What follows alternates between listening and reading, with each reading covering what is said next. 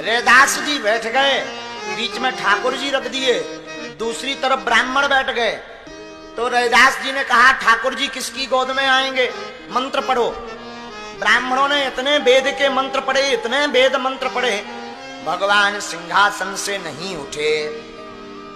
अब रैदास की बारी आई, तुम बुलाओ भगवान को। तो रैदास ने कोई मंत्र नहीं पढ़ा, रैदास बाबा गाने लगे, अब कैसे छूटे नाम रट लागी।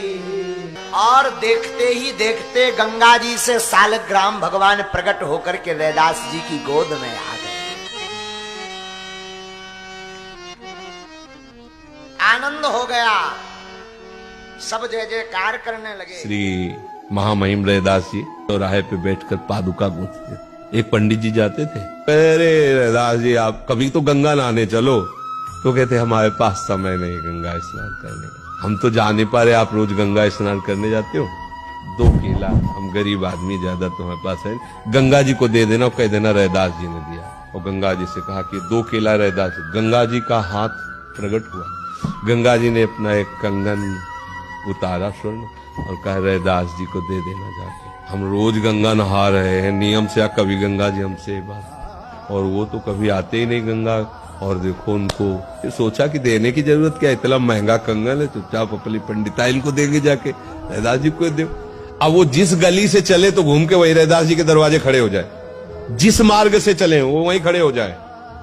हार गए उन्होंने। दुनिया के लोगों में एक बदलाव लाने का अगर सबसे पहला अगर कोई नियम बनाया, दुनिया में बदलाव लाने का अगर क्रम चालू करा, तो संत श्री रविदास जी महाराज ने प्रारंभ करा।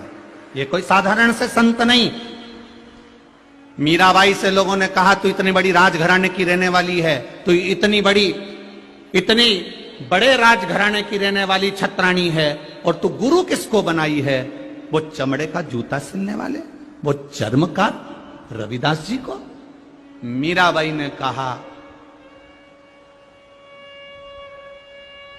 जात न पूछो साधु की, पूछ लीजिए ज्ञान, और मोल करो तलवार का, पड़ी रहन दो म्यान। तेरी पूजा करूं, नाम तेरा रटूं, मैं तेरे रंग में रंग लूं ये जीवन मेरा।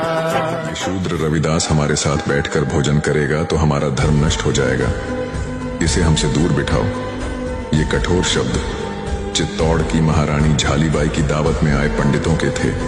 ये सुनकर रानी झालीबाई क्रोधित हो गईं, क्योंकि उन्होंने गुरु रविदास जी को अपना गुरु स्वीकार किया था।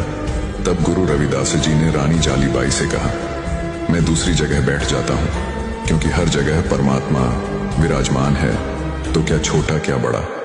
और वे उठकर पंडितों से दूर बैठ गए।